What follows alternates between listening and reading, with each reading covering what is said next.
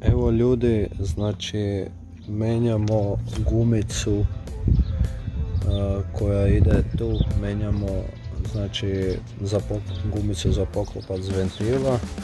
Ovdje je kupljena druga, ovo je nova, to je nova, ovo je poklopac, a ovo je stara, ova je puno tvrđa, tako da ovo dolje smo zamijenili i već je stavljena zaštita, tako da sada sve u najboljem redu funkcionira, tako da eto još ovo i to bi trebalo biti, to ulja više ne bi trebalo po mašini biti, tako da eto.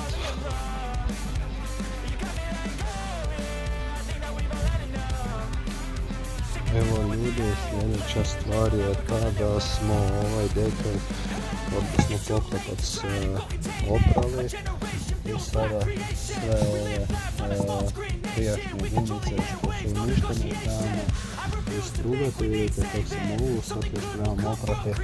Ovdje nitro sam pripremio i to detaljno oprati i posao toga ide montaža. I u suštini to je to, ne bi trebalo više biti problema. Ovdje imam problema od ovut iščupati još te ostatke gumica i to sve. Tako da isto budem Saša Raptijerom probao to iščupati, tako da ništa, vidimo se poslije.